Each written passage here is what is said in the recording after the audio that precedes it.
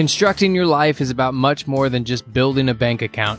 Each week, join real estate entrepreneur and mindset coach Austin Linney as he interviews guests who are constructing their dream lives and impacting the world around them on a daily basis. If you're an entrepreneur or wanting to start a business, or you just want to hear motivating stories of how others have overcome the odds, you are in the right place. And now for your host, Austin Linney.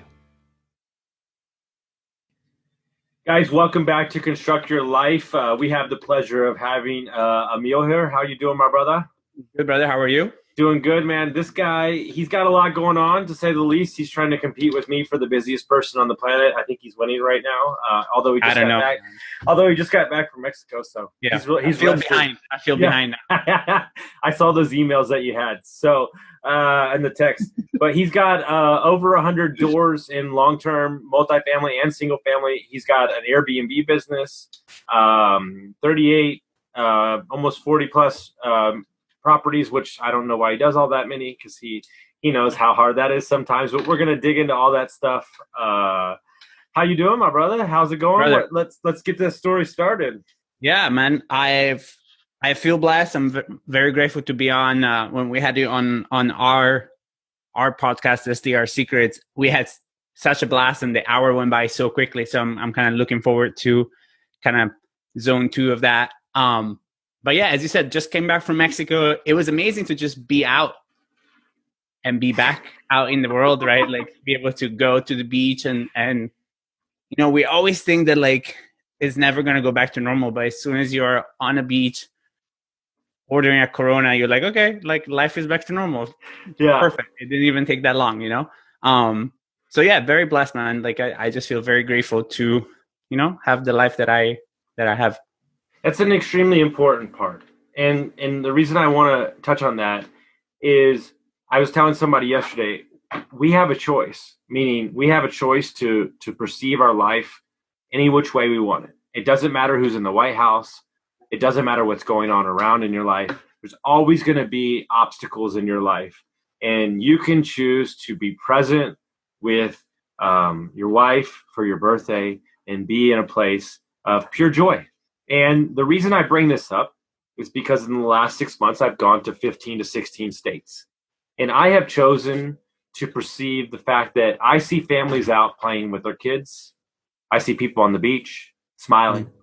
And what I mean by that is it's not what the news says, guys. People are out there having a good time. There are people that are thriving through this pandemic. I'm the healthiest I've ever been because I decided to double down on my health and fitness in my mindset.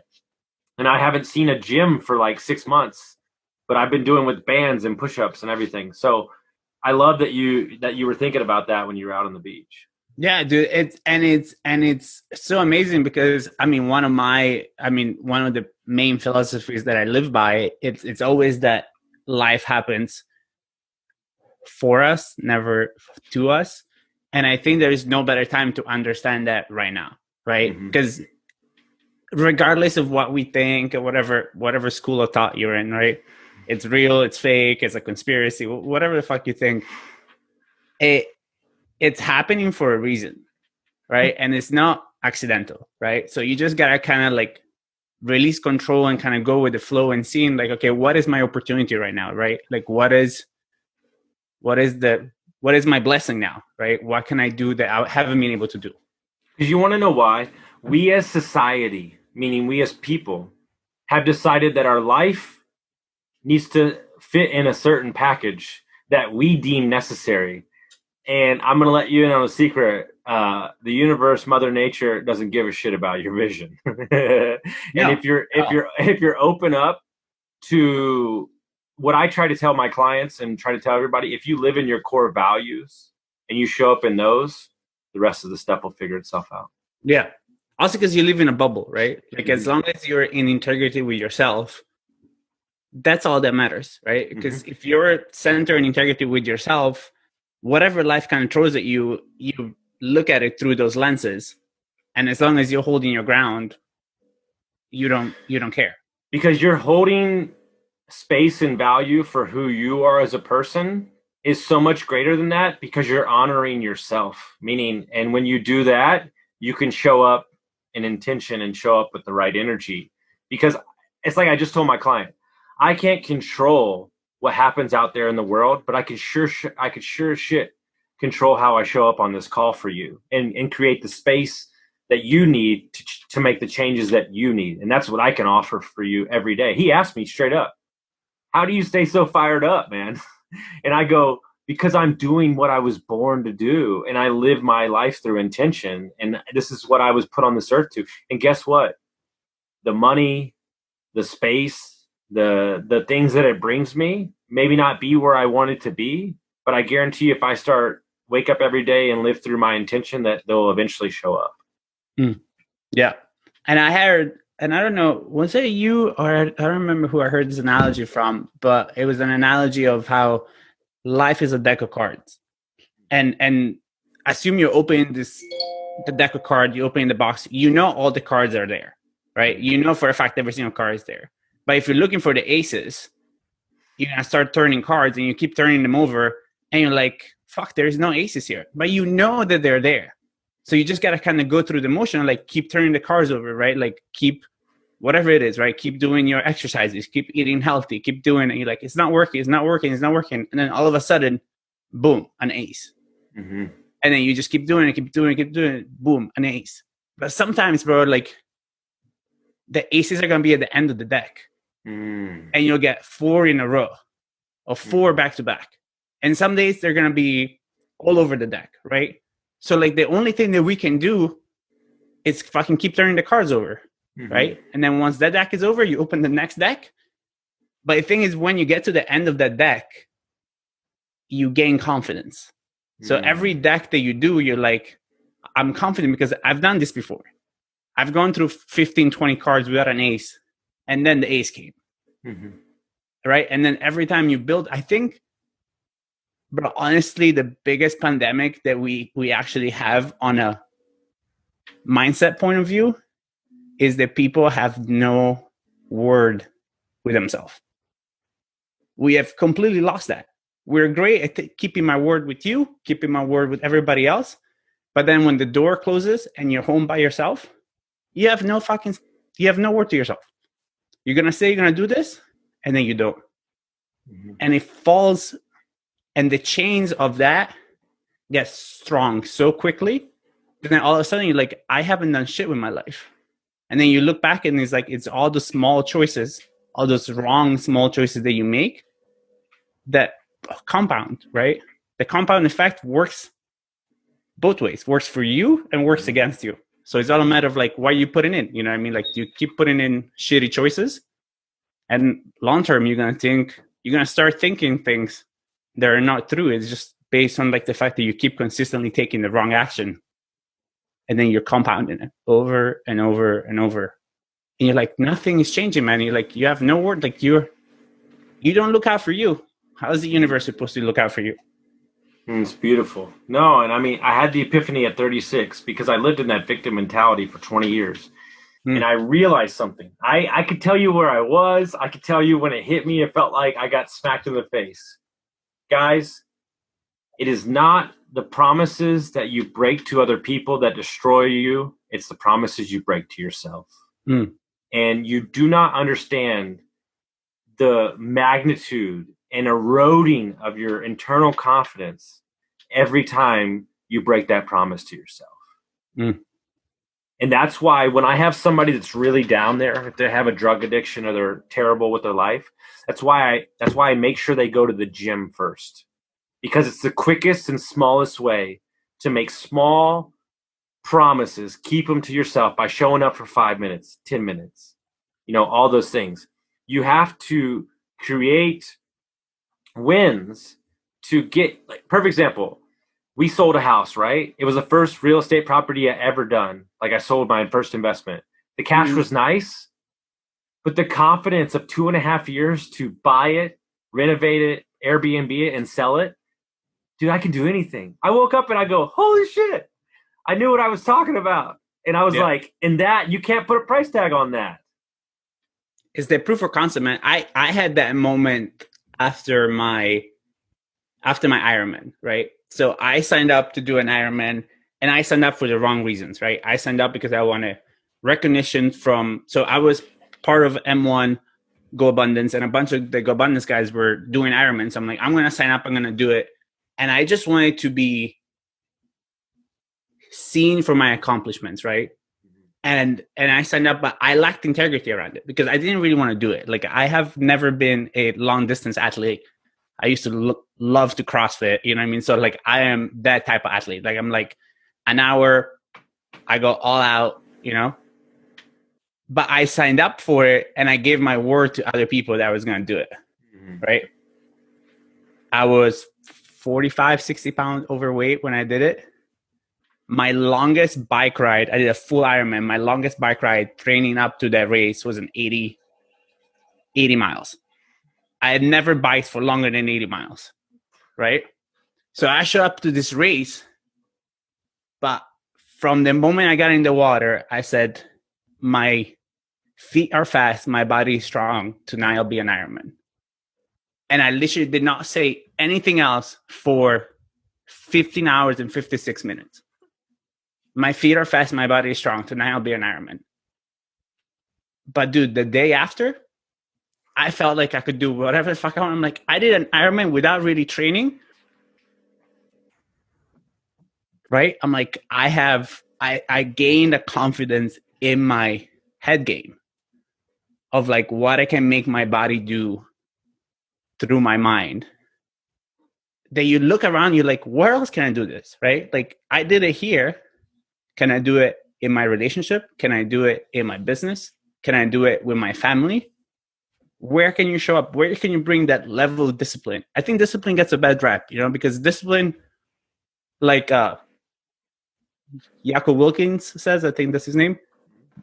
Discipline is really freedom because it's not for what you gain at the end of the day. It's just who you become in the process makes all the difference, right? It's what you said, the addict that doesn't know what the fuck they're doing, that could never think about being healthy. They go to a gym for like a week and then a month and then 6 months.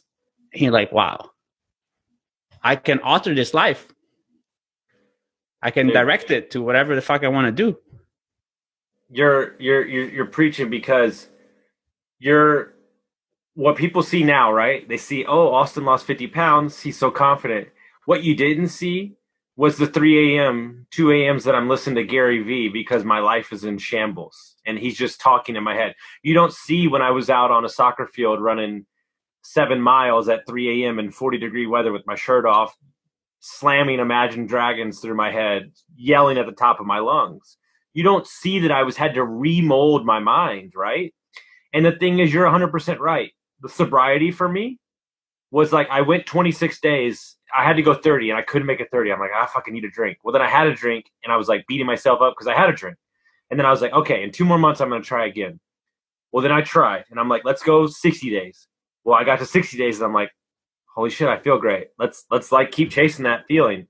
And then I got to 90 days and I was like, screw it. Let's go 6 months. And then you get to like 6 months and you're like, I'm good. And you're like, because what I figured something out the other day and see if this resonates with you. I found out what we want as people. I really did. I figured it out. I'm the smartest guy in the world. You know what we want? I'm joking, guys. What we want is opportunity and growth. Seriously. You know when people get disenfranchised, you know when people give up on their job because they don't feel like there's anywhere to go.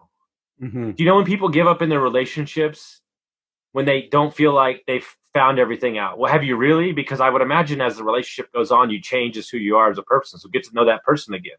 Mm-hmm. When we feel like we don't have the opportunity to grow or seek opportunities, that's when we die. So you can't just get out of college and stop learning. You can't. This is an everyday process. I learn every day about myself, about people around me. And dude, perfect example. I had lunch yesterday with a guy who's been in real estate for 45 years. He's like 67, 70. I was like, dude, what the hell? Retire. He's like, Austin, what the fuck am I going to do? He's like, I love this. He says it keeps me sharp. He's like, I have my routine and I get to travel when I want to. And I thought to myself, like, that is a man that is truly doing what he loves. And he knows that if he stops, his mind is going to just go. Mm-hmm. But if you think about it, right, the healthiest people, and I was born and raised in Italy on an island. And if you watch Netflix, Zac Efron just did a bunch of like it's amazing. documentaries. It's amazing, yeah. So the island in Italy, that's where I'm from. Okay. And we have some of it's a blue zone. We have some of the oldest people that have ever lived, but they all have routines. And they all, if you think about it, like, right, those people that work on the land as farmers, they never stop working, right? There is always, they wake up early, they go for a walk, they water, they do the things, right? So they have a purpose. And then they have the people around them that kind of live in the same purpose, right? And that's what makes such a difference, to have that network of people around you, which, I mean, I don't have to tell you, but it just makes such a fucking difference. Because if you make out time in your day, like, I have a learning hour, right? That every day I spend an hour learning something that it's nothing to do with my main business, right? So it's nothing to do with real estate, but it's something about like either relationship, mindset, different things I want to learn, right? Like options trading, just to not even do something, just for what you were saying. You just got to keep on learning, because then you cross pollinate your mind with other ideas from other things. And it just kind of crisscrosses, and then your brain just makes connections that it didn't have before. Not because you're stupid, just because you didn't know. Well, and I thought about this like this week, so it's a perfect conversation. I've done private equity, I've done hospitality, I've done real estate, multifamily, single family, all those things, Airbnb, all those things. And I thought to myself, you know what this was? This was all training to be able to coach all my clients, because I have the knowledge base to handle any investing questions that they bring to the table. And instead of looking at that time as wasted, or I didn't like that job, or, you know what I'm saying? Like, you don't think, well, you're so in your own head that you don't understand that everything is a step. Look, I look at guys now, right? And I'm sure you laugh too. I've got friends that are 22 years old, 23, that can retire right now with real estate. I'm dead serious. Yeah. Oh no, same. And I go, hey guys, guess what? You got 60 years. What are you going to do with your life? You're going to be 5 different people. And they're really going, holy shit, I'm at 26. I'm going to be bored. Like, you have to find a greater reason. Yeah. But also you got to have gratitude for what's possible right now, right? To me, that what you just said, it's insanity. The people are like, I'm going to retire in 26 and I'm going to be bored. I'm like, how? How can you be bored? Right? To me, like, somebody that's like, well, if I don't do this, I'll be bored. You're crazy. You know the amount of shit that you can just randomly do? Like, I taught myself how to make like homemade chocolate yesterday. Just if you deep dive on thing, like, I want to learn how to like cook, agricultural, grow things. Like, we're so deeply ignorant to how many things you can learn, that to me, the fact that people are like, if I don't do this thing that I know, I'll be bored. What about everything else that is around you? But you want to know why that is, right? I think it's fear. Yeah, it's fear of not being great at it. Yeah. But how did you become great at it? But hear me out, and this is why I get so frustrated. Nobody's allowed to grow and work towards something great anymore, because we have to do it right now. Like, oh, Austin, your lighting on your podcast is bad. The sounding sounds bad. Your subtitles are wrong. Who cares? Like, fucking do it. Yeah, just get out there and do it, man. Yeah. Like, my issue with real estate right now, and that's why I want to transition, even though I could talk about this for all day long. This is like my perfect conversation. Is that I believe that the reason these young guys are succeeding is because they don't know any better. There's no fear. They don't have fear in life. They're like just falling forward, and then they wake up. And then you get a 35-year-old guy that's a doctor, a 40-year-old guy. He has too much context around his life to take the leap. That's my new theory. No, and I am the perfect example for that theory, right? Okay. So when I took over my business, so I graduated college with a very useful degree in accounting and finance, right? Very useful. And this was 2009, 2010. So right after the huge financial meltdown, I went to university in Geneva, Switzerland. I'm like, there is more banks than people. I want to be a Wolf of Wall Street. I graduate, did quite well in school. I show up on a couple of job interviews. They're like, hey, man, we're not hiring Swiss people right now. The financial landscape is in shambles. Huge banks have gone bankrupt. Like, we don't know. We don't, like, people hate us. People hate all people that work in the stock market. So, like, what are we going to do, right? So I moved back here to the States. My mom and sister were living here. And the only job I could find at that time was a maintenance guy at an apartment complex. Okay. College degree. My programming says this job is what? Beneath me, right? Yeah. I was plunging toilets, painting shit. Like, one time I go to an apartment, tenant calls me. There was an inch and a half of shit all over the apartment. Right. And there I am with like a water vacuum, vacuuming this thing and like dumping it out. And I was just like, what am I doing with my life? Right. But that apartment complex was a 40-unit apartment complex that did vacation rentals and short-term rentals. Way ahead of its time. Right. And the guy that I worked for, this Israeli guy, became my business dad. Right. And then so happened that a couple years later, this was like January 2012, he got a divorce, wanted to move back to Israel. And he's like, hey, do you want the business? I'll sell you some of my apartments. Can you ask your family if they can give you money? I can help you, right? I'll talk to the bank for you. I was 22 years old. Worked as a maintenance guy there. Kind of saw the business. But what you said just now, fuck yes, let's do it. Did I have any clue what I was getting into? So I went from working as a maintenance guy to owning a management company that ran 40 apartments, to then owning like 5, to then owning 12, to then owning 16 apartments. And this was all between the age of like 22, 24. I had no clue. No clue. But what I knew is that I wanted to do it. And what I knew is that I was willing to do it. And what I knew was the business, right? I could physically feel the business because I worked in it. But going back to your conversation from earlier, was the financial crisis happening and me being a maintenance guy and me having to get the water vacuum to clean up an inch and a half of shit around an apartment, was that accidental? Or was that my training for the opportunity? I choose to view it as my training for my opportunity, right? Because if I wasn't there, if I would have quit because that job was beneath me,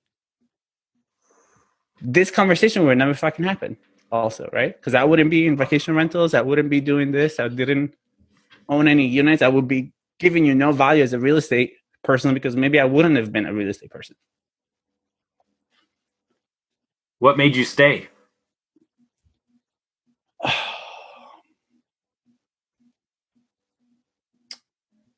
The fact that like I had this conversation with my dad, right? And being Italian, our family is very much involved in our life, right?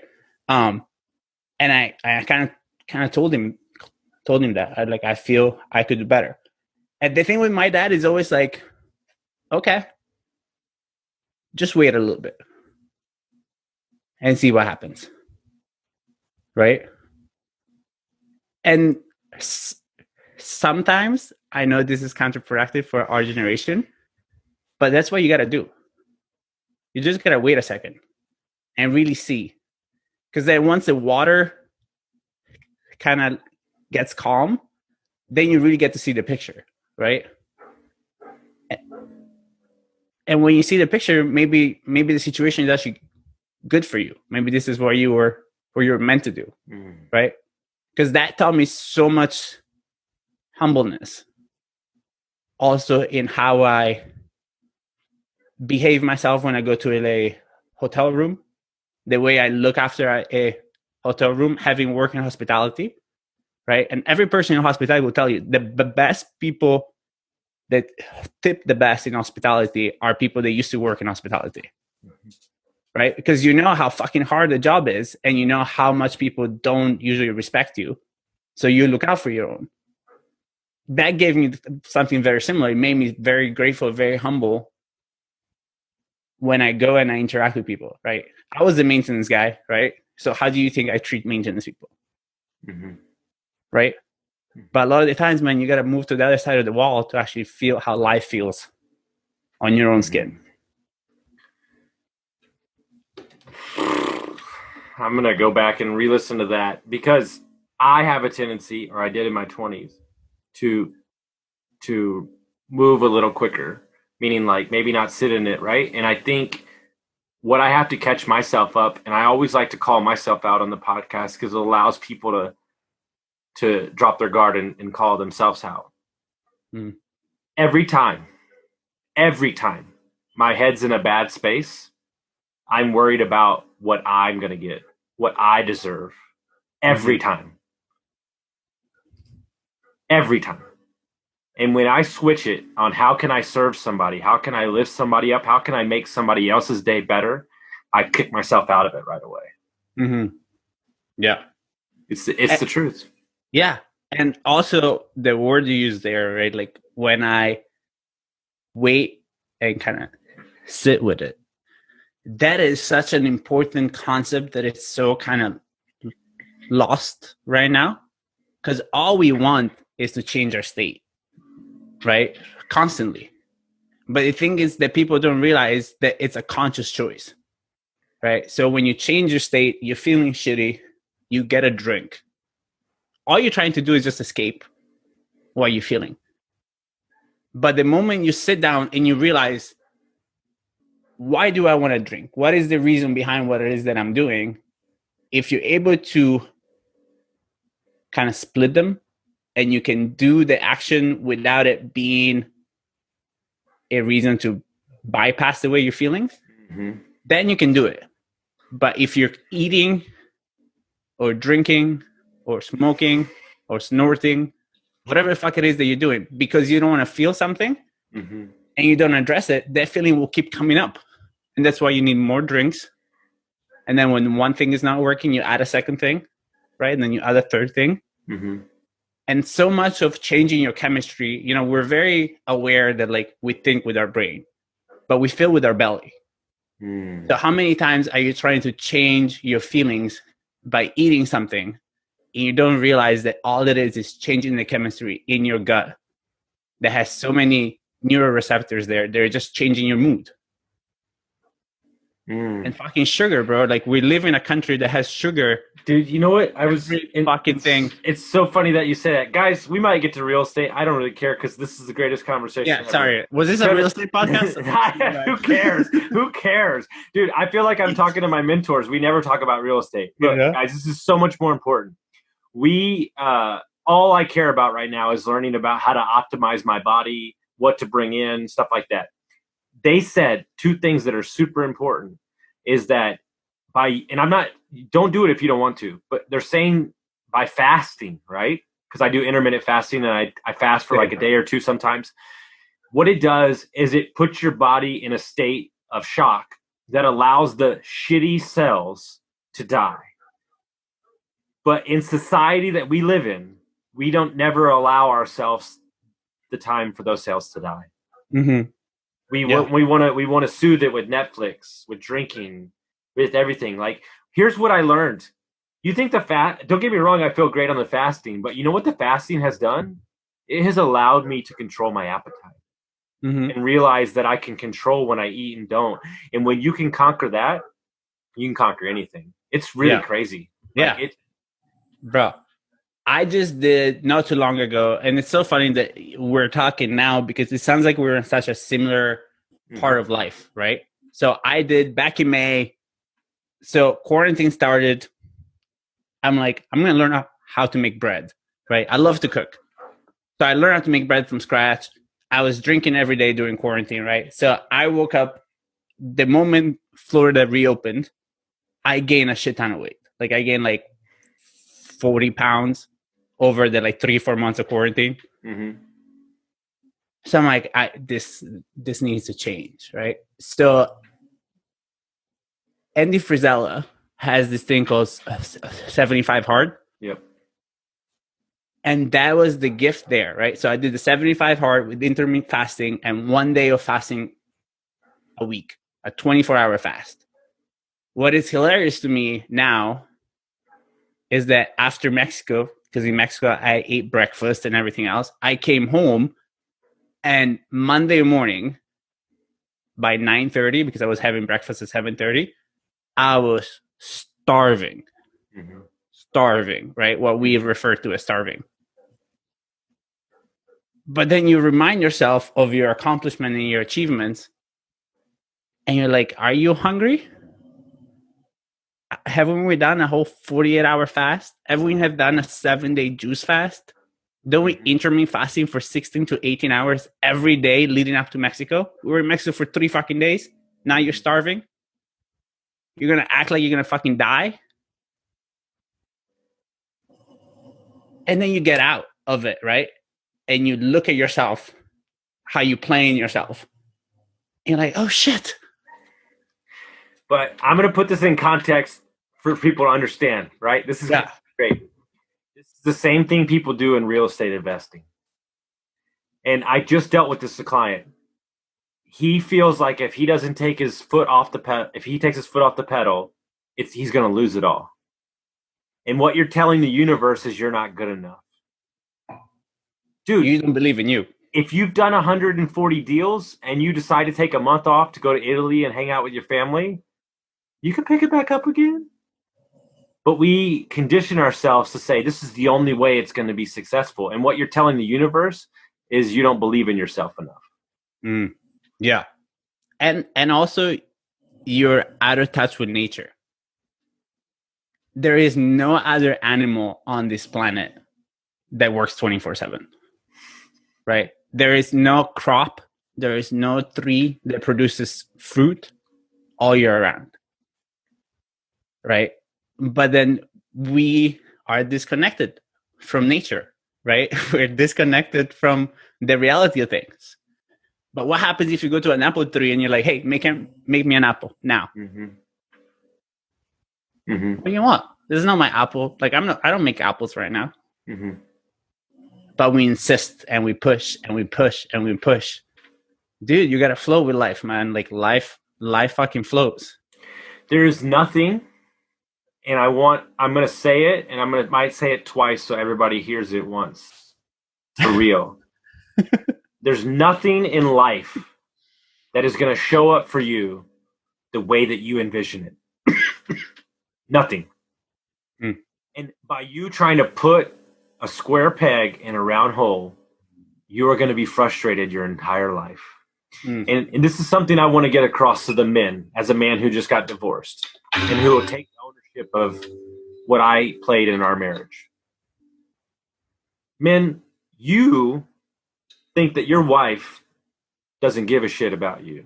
I'm going to let you in on a secret. I don't think you know how to communicate to your wife. And what I mean by that is we are so quick to create stories in our head of what we think another person thinks of us. And yet we haven't even asked the questions necessary to gain the information we need to address the situation properly. It amazes me. I ask my friends all the time, well, this person said this and this person said, well, did they really say that? No. I just think that's what they think. Okay, what are we doing? Mm-hmm. You're jumping to the conclusion. Yeah, I had a call with a coaching client yesterday too, and it's very funny that you say this. My family has a problem paying me for what I do now. I'm like, okay. Is that what your family said? No, they've never said that. Okay, so do you have a problem charging them for what you're doing? She's like, no. Okay, so why don't you charge them? Well, because I feel like they expect it of me. Did they say that?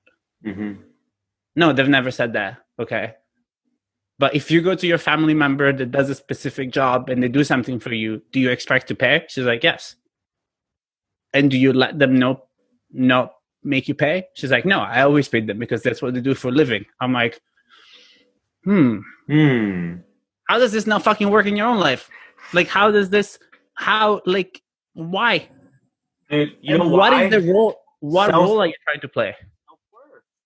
And I am just as guilty of this. You know what I had to do Friday? I did it, man. You'd be so proud of me. Brad Johnson's proud of me. Everybody's proud of me. Because I want to help, right? I'm a people pleaser. I want to help. I want to help everybody. But I had a girl who wants coaching, who kept, this happened 3 or 4 times.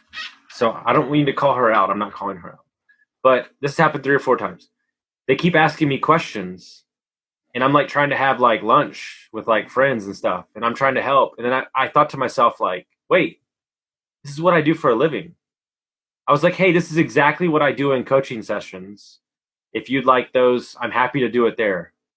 I just left it there. And that was so empowering for me because it was the first time that I resonated with my worth. And I think that's what it's about.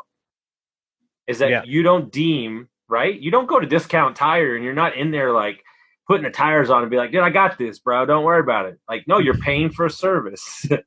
You know what I'm saying? And we as people discredit the service that we provide to everybody. Yeah. But you got to be aware of your shit, right? So when you're doing your work and you're understanding the man that you are and how you have wind up being the way you are, right? I did a lot of Landmark, and Landmark is so powerful for that reason. Like, you got to understand that, like, no matter how you show up and the limitations that you have, even with your real estate investing, right? They come from other parts of your life, and you just bring that programming to real estate investing. And until you realize what happened in your life that made you say, I'm not worthy, or I need to be a people's pleaser, or I need to be a good guy, or I need to be a good soldier, right? That's typical things that we do as men, right? It's like, I need to be a certain way. Until you realize the programming that you've given yourself, you're fucked. Because you won't realize it, but it plays in all different shapes, aspects, on all different areas of your life. And I guarantee you, if you're like, I'm not succeeding as a real estate investor, and we look at your life, the thing that is preventing you in other areas of your life is preventing you in your real estate investing. And I'm sorry if you hear a dog snoring. I have an English bulldog underneath my legs, and she snores like a motherfucker. No, you're good. But it's so funny that you say that, and I'll relate it to alcoholism, right? Because I can go there. And my coach had to teach me this. When somebody says, I'd really like to stop drinking, you can't just say, oh, quit drinking. Because that's not how it works. We have to go back to the source of the reason you're drinking in the first place. But nobody wants to go there because that's scary. And we might not know. Dude, this is a true story. And guys, this is going to resonate with so many people. And I've never shared this on a podcast before. Because my marriage was not great for a couple years. But you want to know why I didn't work on it? Because I knew the moment that I started working on it, we would get divorced. That's that's terrifying. Yeah. Because I knew if I worked on it and got better, we weren't supposed to be together. That was like, holy crap. And the moment I did, the moment I got sober, and the moment I woke up to it, guess what? We got divorced. Because I was so comfortable in the comfort zone. Because it was what I was supposed to do. You're supposed to get married at 25, and you're supposed to buy the house, and you're supposed to do all this. And the scary thing at 38 years old is to blow up your entire life. And literally I have 7 boxes to my name. Like, and I'm living in 250 square feet on a farm with 30 animals. But I don't have crap in my life, but I'm the happiest I've ever been because the distractions not teaching me to not look at the real issues that I'm addressing. Because let's be honest, when 2 people decide to part ways after 13 years, there's some tough conversations of looking at yourself, and she's pointing things out that are real. Like, people that are closest to you, you destroy because they're in your wheelhouse. Your friends and family, oh, that's easy. Like, those are some things that you have to sit with. Mm-hmm. And you're like, holy crap. And I had some huge epiphanies and breakthroughs in the first couple of months after like apologizing to people from like 12 years ago. Like, that you're like, oh, I've been a fucking dick. Like, but everybody sees me as this like nice human. But I'm like, dude, I was a mean SOB when I was drinking. But I was like, oh, but it's cool because, he's fun. No, like, it's not cool. Those people got hurt. Mm-hmm. And I think we don't want to wake up to those things because the comfort zone's so easy. Right? But my question to you, and I think you ask yourself on this daily basis, like, one of my favorite quotes is, I'd rather be at the bottom than stuck in the middle.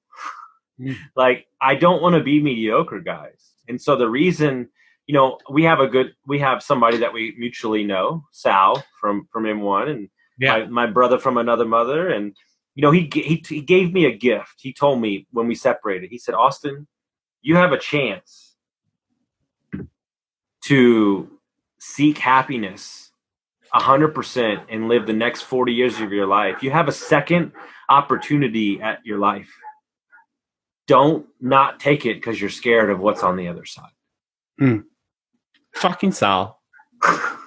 And that was the oh my God moment, But that mindset is the same that you can bring to getting fired by a job.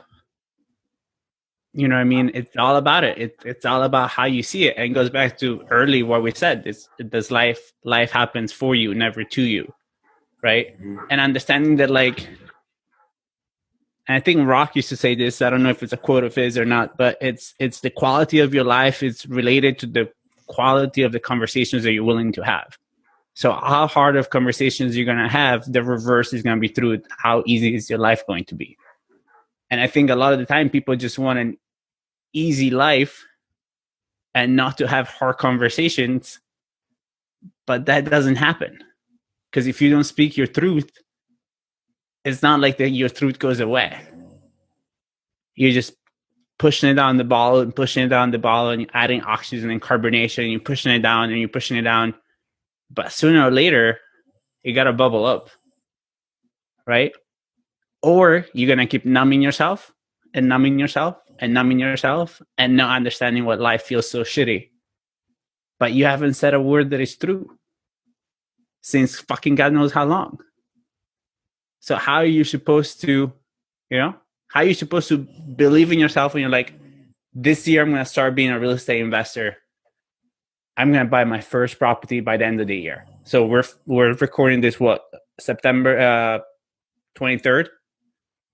It's 100% possible for anybody with any level of real estate by December of this year to have one rental property, right? But your programming needs to change, and you're now no longer Joe that works as an accountant. You're Joe, the real estate agent that also works as an accountant, right? So you need to start downloading a new thoughts, new beliefs, new patterns into who you are to become who you are. So you got to believe in the new version of you long enough to get rid of the old version of you. Oh, no. And you know what I did? I saw an episode of Ed Milet, and he had the coach for Dr. Phil on there. And how I did that, I had a character version of myself that we called Tasmanian Devil.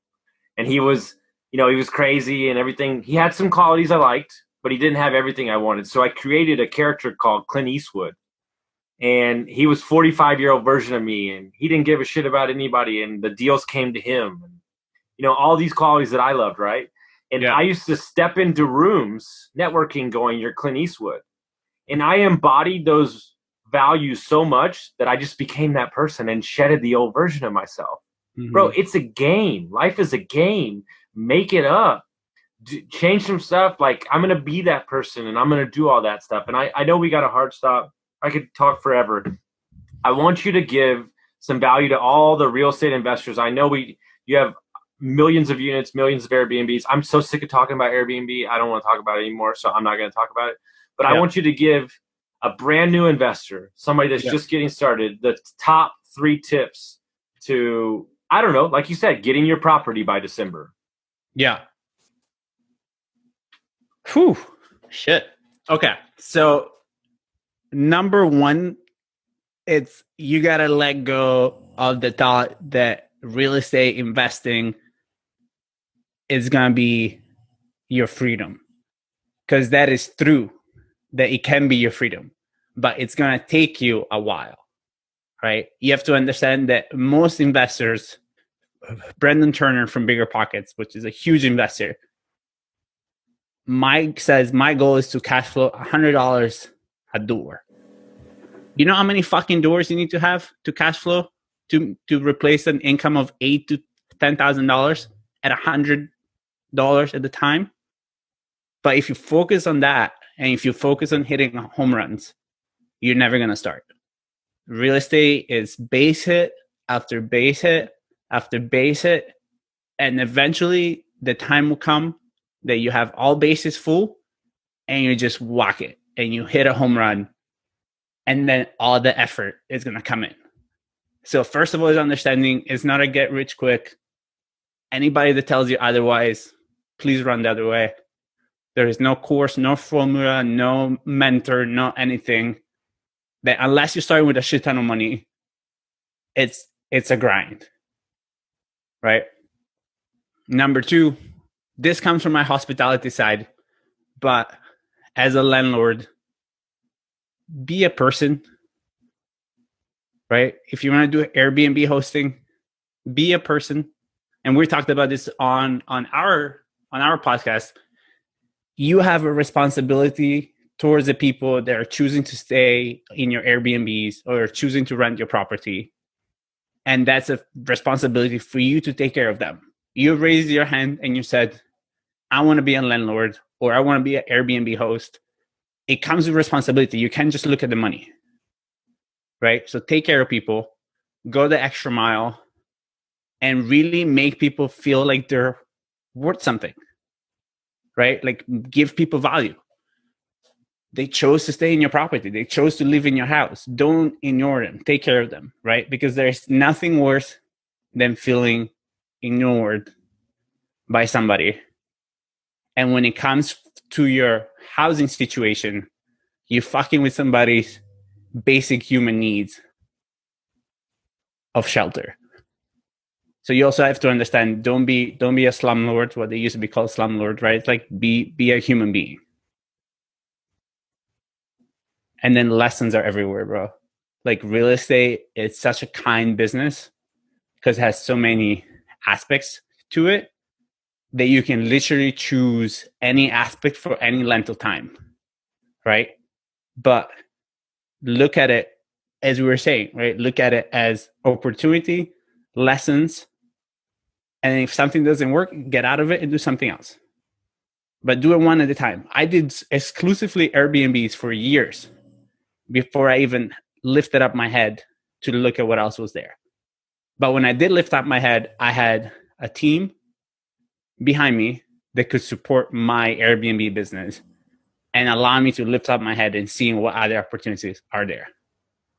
Because if you're just going to be running around from one bush to the other bush to the other bush, you're not going to find any food, right? You got to take your time. You got to learn it. You got to see it. You got to see if it aligns with you, right? Can you make money being a wholesaler? Absolutely. Can you make money being an Airbnb host? Absolutely. Syndication? Yes.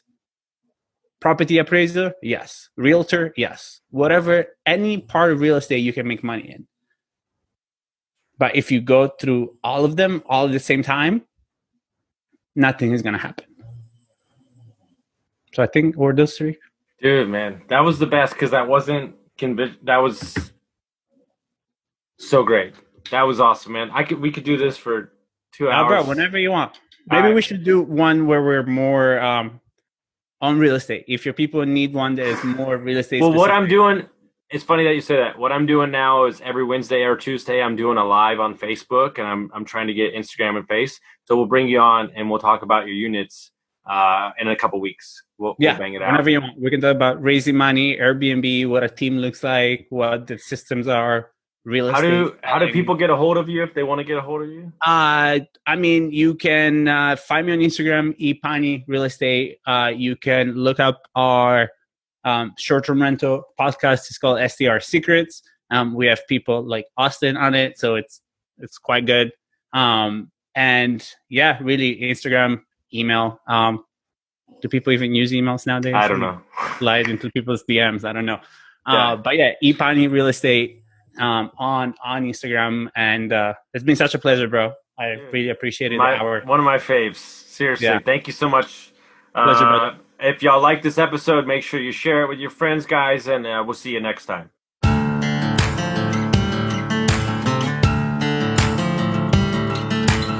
Thank you for listening to Construct Your Life with Austin Linney. If you enjoyed this episode, be sure to rate, review, subscribe, and pay it forward by sharing with a friend. Most importantly, take this opportunity to start constructing your life by taking immediate action on what you learned. For show notes, resources, and more information on one-on-one coaching with Austin, visit constructyourlifepodcast.com.